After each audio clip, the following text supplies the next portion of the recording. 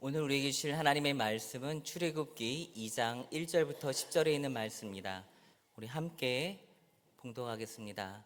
레위 가족 중 한 사람이 가서 레위 여자에게 장가들어 그 여자가 임신하여 아들을 낳으니 그가 잘생긴 것을 보고 석 달 동안 그를 숨겼으나 더 숨길 수 없게 되매 그를 위하여 갈대 상자를 가져다가 역청과 나무진을 칠하고 아기를 거기 담아 나일강가 갈대 사이에 두고 그의 누이가 어떻게 되는지를 알려고 멀리 섰더니 바로의 딸이 목욕하러 나일강으로 내려오고 시녀들은 나일강가를 거닐 때에 그가 갈대 사이에 상자를 보고 시녀를 보내어 가져다가 열고 그 아기를 보니 아기가 우는지라 그가 그를 불쌍히 여겨 이르되 이는 히브리 사람의 아기로다. 그의 누이가 바로의 딸에게 이르되 내가 가서 당신을 위하여 히브리 여인 중에서 유모를 불러다가 이 아이에게 젖을 먹이게 하리이까. 바로의 딸이 그에게 이르되 가라 하매 그 소녀가 가서 그 아기의 어머니를 불러오니 바로의 딸이 그에게 이르되 이 아기를 데려다가 나를 위하여 젖을 먹이라. 내가 그 삭을 주리라. 여인이 아기를 데려다가 젖을 먹이더니 그 아기가 자라매 바로의 딸에게로 데려가니 그가 그의 아들이 되니라. 그가 그의 이름을 모세라 하여 이르되 이는 내가 그를 물에서 건져내었음이라 하였더라. 아멘. 네, 우리 옆에 있는 분랑 인사하겠습니다. 성령으로 충만합시다. 우리 다시 한번 인사하실 때 복음의 은혜로 사랑을 전합시다. 네, 주일 예배를 통하여 하나님의 은혜와 복을 받으시기를 주님의 이름으로 축원합니다. 네, 출애굽기 2장 1절부터 10절 말씀 중심으로 내 인생을 이끄시는 보이지 않는 손길이라는 제목으로 말씀을 나누도록 하겠습니다. 출애굽기 2장은 매우 독특한 장입니다. 왜냐하면 하나님의 직접적인 말씀도 기적도 등장하지 않기 때문입니다. 가장 강하게 또 역사하신 장면이기도 합니다. 하나님은 보이지 않아도 일하고 계십니다. 아멘. 하나님 보이지 않아도 일하고 계시는 분인 줄 믿습니다. 바로 이스라엘 백성은 애굽에서 노예 생활을 하고 있었던 때였습니다.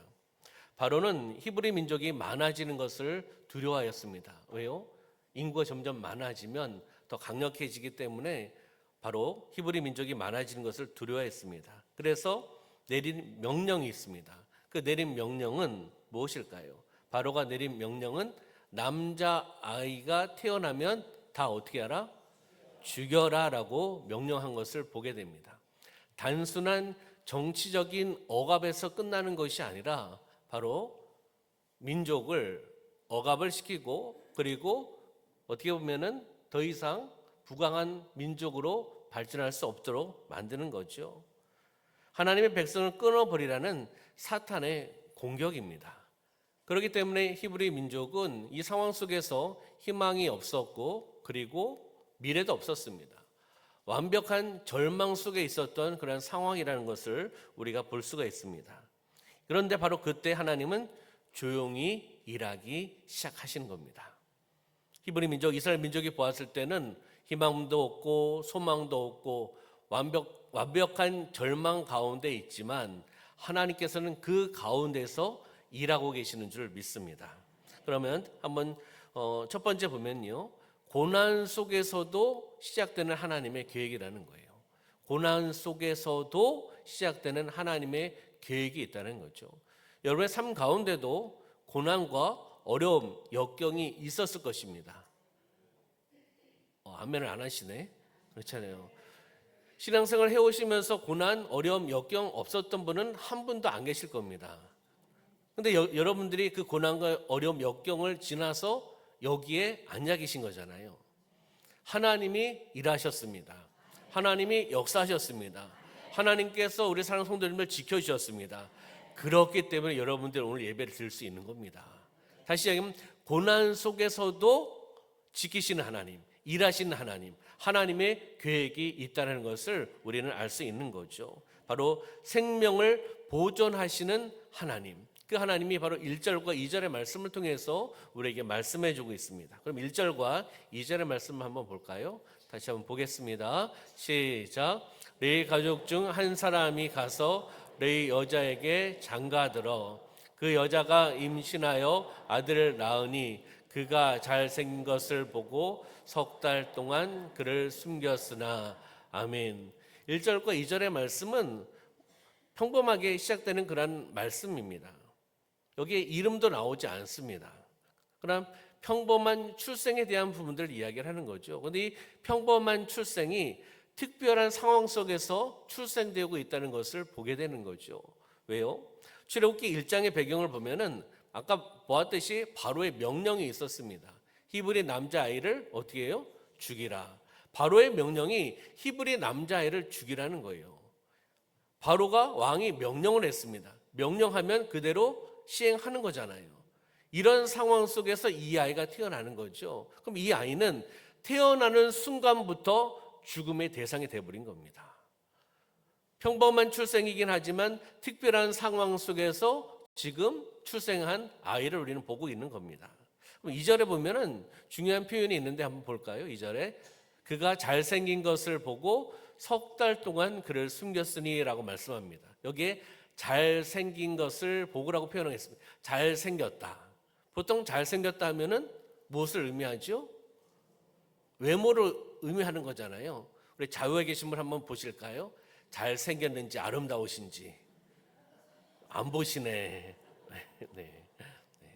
여기에서 잘생겼다는 것은 단순한 외모를 이야기하는 것이 아니라 하나님의 특별한 뜻이 있음을 본 것이라는 거예요.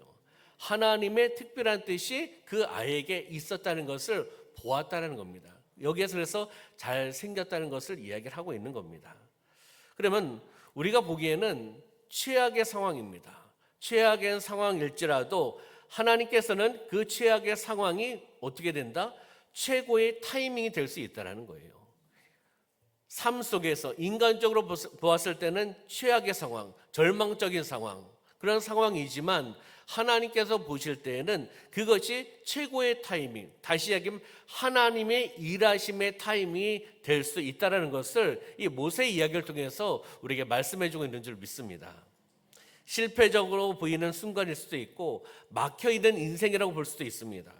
아무 희망이 없는 자리라고 볼 수도 있어요. 그러나 그곳이 바로 하나님의 일이 시작되는 장소다. 어떻게 바라보는 거죠? 긍정적으로 바라보는 겁니다. 하나님을 바라보는 거예요. 고난 역경을 사로잡는 것이 아니라, 그것을 사로잡히는 것이 아니라 하나님께서 이 고난 가운데, 어려운 가운데 하나님은 살아계시고 역사하시고 일하시고 회복시켜 주시고 승리케 하신다. 믿음으로 바라보는 거 아니겠습니까? 그럼 이렇게 고백할 수 있겠죠. 내 인생에 힘들고 어려운 순간에도 하나님은 어떻게 해요? 일하고 계십니다. 내 인생에 있어서 힘들고 어려운 순간에도 하나님은 일하고 계시다. 믿으십니까? 믿음을 한번 고백합시다. 시작. 내 인생에 힘들고 어려운 순간에도 하나님은 일하고 계십니다. 아멘. 여러분의 삶 가운데 힘들고 어려운 것이 있으십니까?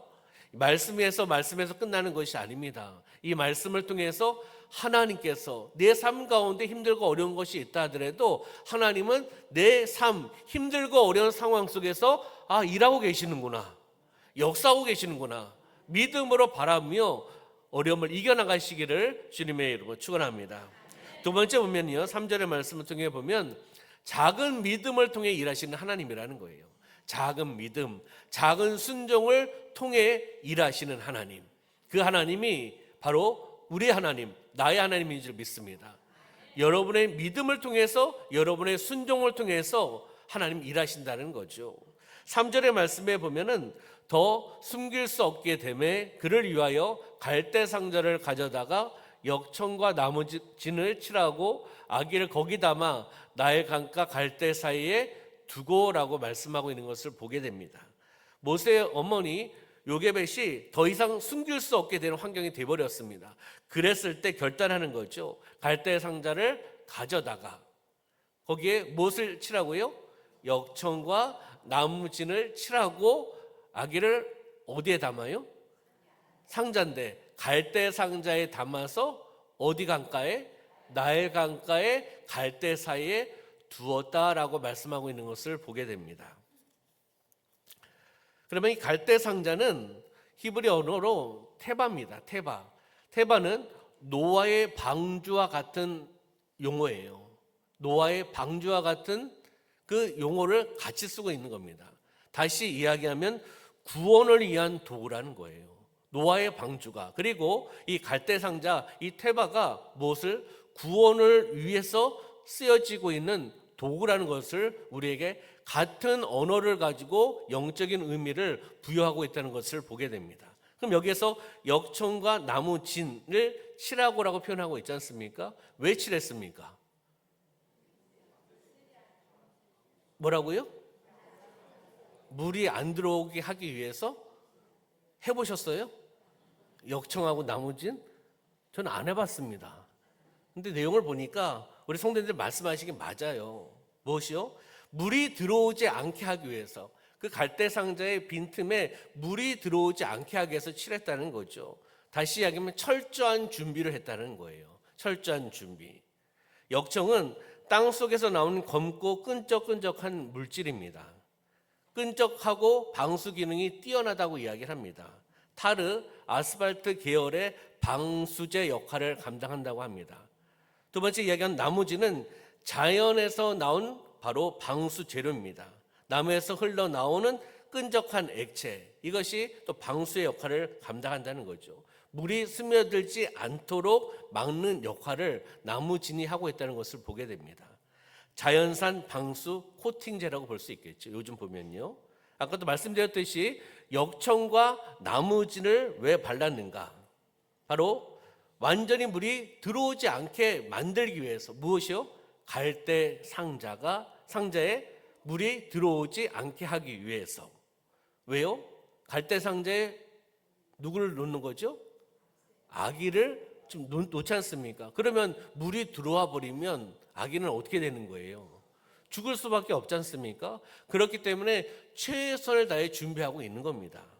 그러면 참된 믿음의 공식을 이것을 통해서 우리가 볼 수가 있는데, 내가 할 수 있는 것은 내가 해야 될까요? 하지 말아야 될까요?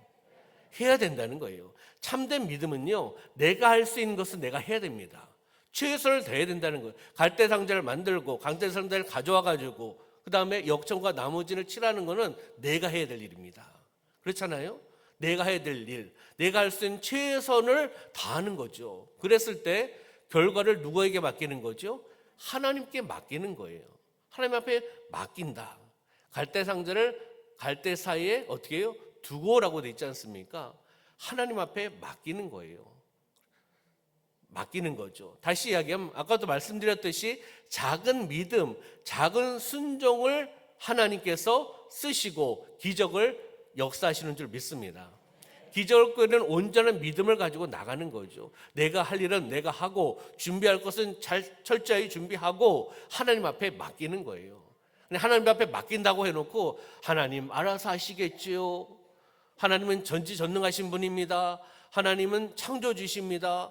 하나님은 모든 것을 다 감당할 수 있습니다. 맞아요, 틀려요? 제가 얘기하는 거 틀리지 않지 않습니까? 맞습니다. 맞는데 본인은 어떻게 하냐는 거예요. 그 하나님 앞에 그냥 다 맡겨놓고 자기는 자고 있어. 기도도 안 해. 헌신도 안 해. 믿음으로 안 살아. 하나님 알아서 하십시오. 이건 맡기는 게 아니죠. 그렇잖아요? 믿음의 열정을 가지고 본인이 해야 될 일은 믿음을 가지고 하는 겁니다. 철저하게 준비하고 하나님 앞에 맡기는 거죠. 이것은요, 맡김과 준비와 맡김, 이 두 가지가 함께 나가는 것이 참된 믿음이라는 것을 우리에게 말씀해주고 있는 겁니다. 하나님께 맡긴다는 것은 아무것도 안 하는 것이 아니라는 거예요. 내가 해야 될 일은 내가 해야 된다는 거죠. 믿음은 내가 할 수 있는 최선을 다한 후에 하나님께 맡기는 겁니다. 하나님께 맡겨드리는 거죠. 갈대상자를 나일강에 두었습니다. 갈대상자 안에 누가 있죠? 아기가 있습니다. 갈대상자를 어디에요? 갈대 사이에 두었다는 거죠. 나일강이 있는 갈대 사이에 두었다는 겁니다. 이 행동은 무엇입니까?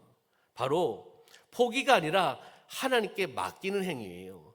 하나님께 맡기는 믿음의 행위라는 겁니다. 하나님께 맡기겠습니다.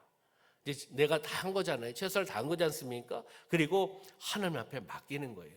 하나님께 맡기겠습니다는 믿음의 고백을 통해 나가는 거죠. 하나님은 거창한 믿음을 요구하는 것이 아닙니다. 작은 순종, 작은 믿음을 요구하시는 거예요. 그 작은 순종 하나를 하나님께서 사용하신다는 거예요. 저와 여러분의 작은 순종, 작은 믿음을 하나님께서 사용하셔서 기적을 나타내실 줄 믿습니다. 바로 한번 고백해 볼까요? 내가 할 수 있는 작은 순종이 하나님의 큰 기적이 됩니다.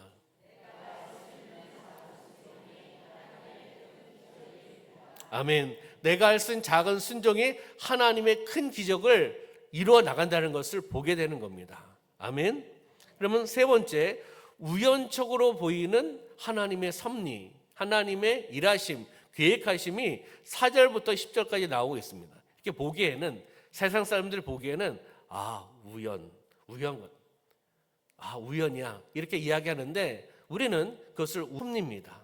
하나님의 계획하심이고 하나님의 일하심을 오늘 본문의 말씀을 통해 한번 찾아보도록 하겠습니다. 4절에 누가 등장하고 있는지 한번 볼까요? 시작. 그의 누이가 어떻게 되는지를 알려고 멀리 섰더니, 그의 누나 미리암이 멀리서 보는 거죠. 어떻게 되는지 알려고 멀리 서서 보고 있는 것을 보게 되는 거죠. 그러면서 5절과 6절에는 누가 등장하고 있는지 한번 볼까요? 시작.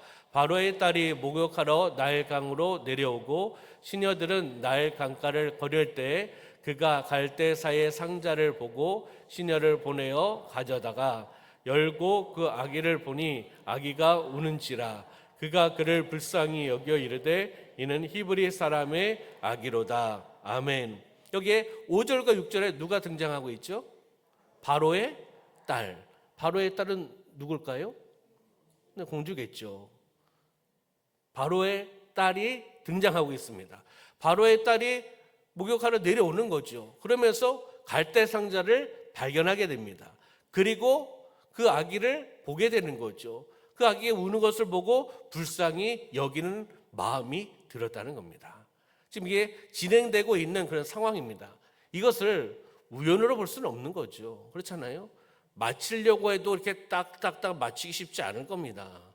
하나님께서 지금 일하고 계시는 줄 믿습니다. 7절의 말씀 한번 볼까요? 7절, 8절, 9절 한번 쭉 보겠습니다. 시작. 그의 누이가 바로의 딸에게 이르되 내가 가서 당신을 위하여 히브리 여인 중에서 유모를 불러다가 이 아이에게 젖을 먹이게 하리이까. 바로의 딸이 그에게 이르되 가라 하매 그 소녀가 가서 그 아기의 어머니를 불러오니 바로의 딸이 그에게 이르되 이 아기를 데려다가 나를 위하여 젖을 먹이라. 내가 그 싹을 주리라. 여인이 아기를 데려다가 젖을 먹이더니. 아멘. 누이 미리암이 등장을 하고 그 미리암이 연결고리, 연결 통로의 역할을 지금 하고 있는 것을 보게 됩니다. 결정적인 연결의 통로를 하고 있는 것을 보게 되는 거죠. 모세의 어머니가 유모로 다시 들어오는 일이 생기는 거 아니겠습니까? 그러면 그 아이를 키우는 사람은 누구입니까? 그 아기를 키우는 사람. 네, 친엄마. 네, 친엄마 맞아요. 네, 친엄마예요. 네, 친엄마입니다. 네, 맞다고요, 친엄마. 네. 더 놀라운 사실은 뭐죠? 아기를 양육을 하는데 키우는데 바로의 딸 공주가 무엇을 준다? 삭스를 준다는 거예요. 쉽게 이야기하면 뭘 준다? 뭘 준다? 이걸 준다는 거예요. 얼마나 좋아요. 내 자녀를 키우는데 공주가 나에게 돈을 주는 거예요. 양육비를 주네. 놀라운 사실 아니겠습니까? 이게 우연일까요?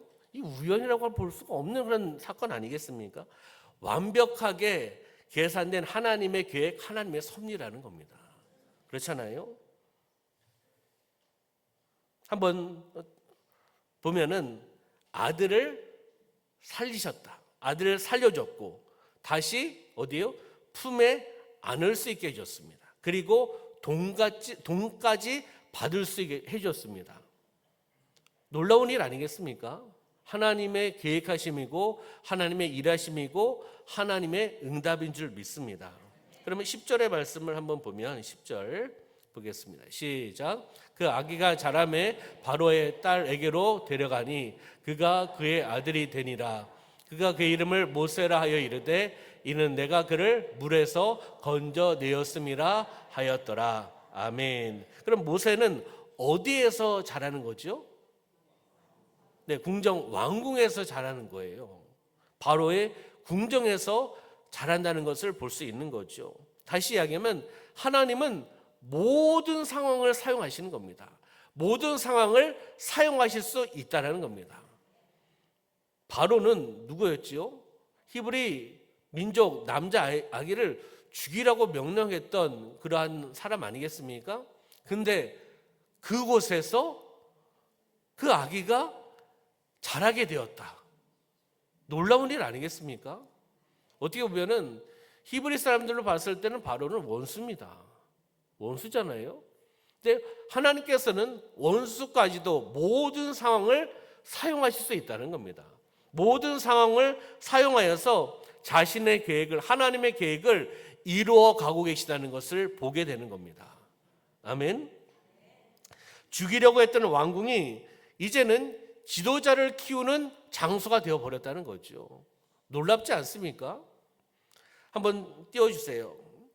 여기 보면은 이제 우리가 세상 사람들은 우연이다라고 이야기할 수 있겠지만 한번 보세요. 시간의 교차, 행동의 교차, 감정의 교차, 위기와 용기의 교차. 어떻게 보면 하나님의 시간, 하나님의 때에 딱 맞아가는 것을 보게 됩니다. 바로의 딸이 그 시간에 목욕하러 내려왔어요. 시간이 맞은 거 아니겠습니까? 만약 그 시간에 바로의 딸이 공주가 목욕하러 안 왔다면 몸만 갈대상자를 확인 못했을 겁니다. 근데 시간이 맞은 거죠. 그러면서 뚜껑을 여는 순간, 어떤 뚜껑이죠? 갈대상자 뚜껑을 여는 순간 아기가 소리내어 울었습니다. 소리내어 울었어요. 갈대상자에 있는데 아기가, 거기 갈대상자 안에 아기가 있어도 좀 처량할 거 아니에요? 근데 아기가 어떻게 했다고요? 울었어요. 보기만 해도 처량하고 그런데 그 아기가 울었어요. 행동의 교차 아니겠습니까? 보고 느꼈다는 거죠. 그때 보니까 감정적인 거, 아까 말씀드렸듯이 애굽 공주의 마음에 무엇이요? 불쌍히 여기는 마음이 들었다는 거예요. 감정이 교차되는 거죠. 그러면서 어떻게 했죠? 멀리서 지켜봤던 누이 미리암이 온 겁니다. 와서 유모를 제안을 했다는 겁니다. 멀리 있었던 위치가 정확했고, 그리고 용기가 있어야지 올 수 있지 않았겠습니까? 공주한테 와가지고 이것을 제안한다는 게 쉽지 않잖아요. 한번 보면은 시간적인 부분들도, 행동적인 부분들도, 감정적인 부분들도 위치와 용기가 그 시간에 딱딱 맞고 있다는 것을 보게 됩니다. 이것을 어떻게 우연이라고 볼 수 있겠습니까? 인간이 하라고 어떤 것을 만들려고 해도 만들기 어려운 거 아니겠습니까? 하나님께서 모든 상황을 사용하실 수 있는 분인 줄 믿습니다. 시간적인 부분, 행동적인 부분, 감정적인 부분, 위치와 용기, 이 부분들을 하나님께서 계획하셔서 지금 하나님께서 일하시고 역사하시는 줄 믿습니다. 개별적인 우연이라고 볼 수 있을 겁니다. 그러나 개별적인 우연이 아니라는 거죠. 바로 무엇입니까? 바로 하나님의 계획을 완성해 가신다는 거예요. 이 사건을 통해서요. 바로 하나님은 일하고 계시는 줄 믿습니다. 하나님 역사하고 계시는 줄 믿습니다. 그러면 아까 말씀을 우리가 보았듯이 바로의 딸이 그에게 이르되 이 아기를 데려다가 나를 위하여 젖을 먹이라. 그 다음에 어떻게 표현하고 있죠? 내가 그 싹을 주리라 라고 이야기하고 있는 것을 보게 됩니다. 그러면서 여인이 아기를 데려다가 젖을 먹입니다. 누구죠? 엄마가 자기 아기를 양육을 하는 겁니다. 키우는 거죠. 아들을 살려준 것만 해도 감사한데, 그렇잖아요. 아들이 살았습니다. 바로의 공주 딸을 만나서 사는 거 아니겠습니까? 근데 내 품에 다시 안을 수 있는 기쁨을 누리지 않습니까? 내 품에 안고 키울 수 있어요. 두 번째 기쁨 아니겠습니까? 세 번째 뭐죠? 원수인 애굽 왕실의 돈 싹을 받으며 궁정에서 양육을 받을 수 있다는 거죠. 이 세 가지 기쁨이 있습니다. 하나님이 일하고 계시다는 거예요. 아들을 살려주고 또 그 어머니의 품에 안겨서 양육할 수 있게 해주셨고, 원수 같은 애굽 왕실의 돈 싹을 받으면서 그 궁전에서 왕궁에서 또 살아갈 수 있도록 하나님은 허락해 주신 줄 믿습니다. 우연이 아니라는 거예요. 모세를 통해서 하나님께서 하실 일이 있기 때문에 모세에 하나님께서 역사하시는 줄 믿습니다. 우연이 아니라 하나님의 일하심입니다. 하나님의 계획대로 하나님께서 일하고 계시는 줄 믿습니다. 우리가 우연히 만난 사람이라고 이야기하는 사람도 있을 수 있어요. 우연히 열린 길이라고 이야기할 수도 있습니다. 우연히 해결된 문제라고 이야기할 수도 있어요. 근데 하나님을 바라보고 하나님 믿는 사람은요, 그것이 우연이 아니에요. 세상 사람들은 우연이다, 재수가 좋았다, 재수가 나빴다 이렇게 이야기하지만 우리는 그것이 하나님의 계획이고 하나님의 섭리고 하나님의 일하심입니다. 우연히 만난 사람이 아니라 하나님께서 만나게 해주셨습니다. 아멘. 하나님께서 우리 사랑하는 성도님들을 만나게 해주셨습니다. 누구를요? 저를, 이 부족한 종을 하나님께서 여러분들 만나게 하나님께서 인도해 주신 줄 믿습니다. 우리 좌우에 계시고 앞뒤에 계신 분도 마찬가지입니다. 우연히 만난 사람이 아니라 하나님께서 만나게 해준 사람입니다. 우리 좌우 앞뒤에 계신 분 바라보시면서 우리 한번 이렇게 고백합시다. 예수님의 이름으로 사랑하고 축복합니다. 네. 우리는 우연히 만난 사람이 아니라 하나님께서 만나게 해준 사람이라는 거예요. 우연히 열린 길이 아니라 하나님께서 그 길을 열어주셨다는 거죠. 그리고요, 우연히 해결된 문제가 아니라 하나님께서 그 문제를 해결해 주셨다는 겁니다. 하나님의 일하심을 바라보시기를 소망합니다. 무엇으로요? 믿음의 눈으로 보면 그 모든 것이 다 하나님의 손길이라는 거예요. 하나님의 손길, 내 인생에 보이지 않는 손길이 바로 하나님의 손길입니다. 한번 고백해 볼까요? 내 인생에 우연이 아니라 하나님의 인도하심이 있습니다. 내 인생은 우연이 아닙니다. 우연이 아니라 하나님의 인도하심이 있기 때문에 우리가 이곳에 있습니다. 하나님의 인도하심이 있기 때문에 우리가 남원에 살고 있는 거예요. 왜요? 남원에 대한 사명이 있기 때문에. 할렐루야. 우리는 조국 대한민국의 국민입니다. 그렇죠? 조국 대한민국의 백성, 국민으로서 살아가야 될 사명이 있다는 거죠. 우리 사랑하는 성도 여러분, 남원이 잘 되기를 원하십니까? 1층 우리 성도님들 남원이 잘 되기를 원하십니까? 2층 성도님들 남원이 잘 되기를 원하십니까? 네, 다 잘 되기를 원하세요. 그러면 남원을 위해서 우리는 계속 기도해야 됩니다. 남원이 척박한 땅이 아니라 적과 꿀이 은 땅, 기름진 땅으로 변화되길 소망하고, 거룩한 땅으로 되길 소망하고, 남원의 우상 숭배는 떠나가고 하나님을 경외하고 하나님을 두려워하고 하나님을 존중히 여기고 하나님 중심으로 살아내는 그러한 땅이 되기를 소망합니다. 그것을 위해서 함께 기도하는 것이고, 지역교회가 함께 하나가 되고 NGO 단체가 그리고 선교단체 기관이 하나가 되어서 하나님 앞에 영광을 올려드리며 나가는 겁니다. 사실 상황적으로 보면은 남원은 그렇게 희망이 없는 것 같아요. 환경적으로 봤을 때. 그러나 하나님께서 모세에게 히브리 민족의 이스라엘 민족에 일하고 역사하셨기 때문에 그들이 구원을 받았고 회복이 되고 또 승리하며 나갑니다. 남은 땅 가운데 하나님의 임재함이 있기를 소망합니다. 하나님의 일하심이 있기를 소망합니다. 그것에 우리는 기도해야 됩니다. 환경을 바라보는 것이 아니라, 그렇잖아요. 제가 온지 이제 5년, 횟수는 6년째가 돼가고 있는데 저는 남원을 사랑합니다. 남원의 홍보대사는 아니지만 남원을 사랑하는 한 주의종 목사입니다. 제가 왔을 때는 8만 2천 명 정도 되었습니다. 지금은요 7만 4천 5천 될까요? 거의 연마다 1,000명씩 줄어들고 있는 인구 소멸 도시입니다. 상황으로 봤을 때는 그렇습니다. 그러나 그 환경에 사로잡히고 안 된다. 우리 도시는 안 돼. 우리 도시는 해도 안 돼. 발전이 안 돼. 그러면 안 됩니다. 우리가 기도하면서 하나님, 이 도시, 내가 살고 있는 도시, 남원, 이 땅을 변화시켜 주시옵소서. 역사하여 주시옵소서. 사람은 못해도 하나님은 하실 수가 있습니다. 하나님 역사하실 수 있다는 거예요. 우리가 이 믿음의 공동체가 함께 하나님을 바라보고 하나님을 경외하면서 우리가 살고 있는 도시가 거룩한 도시, 영적인 도시, 하나님의 말씀이 풍성한 도시, 하나님의 뜻을 이루어 나가서 힘들고 어려운 사람들 돕고 예수의 향기를 나타내고 선한 영향을 끼치며 나가는 그러한 믿음의 공동체 되기를 소망합니다. 말씀을 정리하도록 하겠습니다. 오늘 결론이지요. 내 인생을 이끄시는 보이지 않는 손길, 누구의 손길이죠? 하나님의 손길이 여러분의 삶 가운데 임하실 줄 믿습니다. 하나님의 그 손길이 우리 남원 땅 가운데, 조국 대한민국 가운데 임하실 줄 믿습니다. 그러면 말씀을 통해서 우리가 보았던 것은 하나님은 드러나지 않아도 일하신다는 거예요. 출애굽기 2장은 하나님 어떤 역사, 기적 이야기가 없습니다. 그러나 하나님께서 드러나지 않아도 일하고 계시다는 것을 우리는 보게 되는 거죠. 두 번째는 침묵 속에서도 계획하신다는 거예요. 하나님은 가만히 계시는 분이 아니라 그것을 계획하고 계신다는 분입니다. 세 번째는 보이지 않아도 함께 하십니다. 보이지 않아, 우리가 육적으로 볼 수가 없잖아요, 하나님.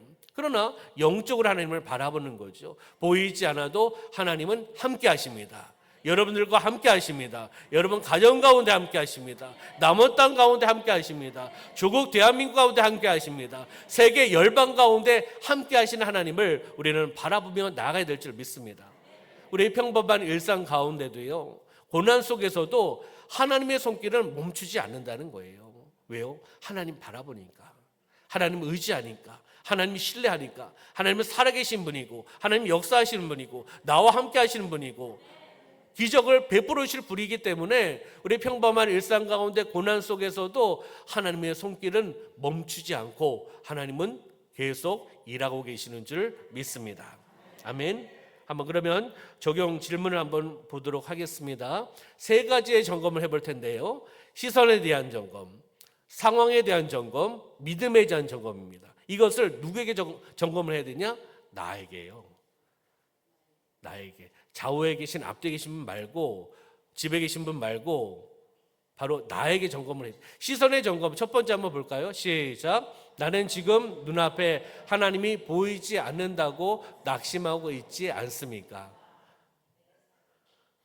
나는 지금 눈앞에 하나님이 보이지 않는다고 낙심하고 있지는 않습니까? 시선의 점검이에요. 믿음의 시선을 바라보면 하나님이 함께 하시고 하나님이 일하신다는 것을 바라볼 수가 있는데, 믿음의 시선이 아닌 세상적인 시선, 환경을 바라보는 시선,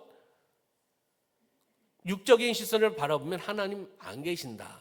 힘들고 어려우면 하나님 계시지 않는다고 이야기할 수 있다는 거죠. 두 번째, 상황의 점검 볼까요? 시작.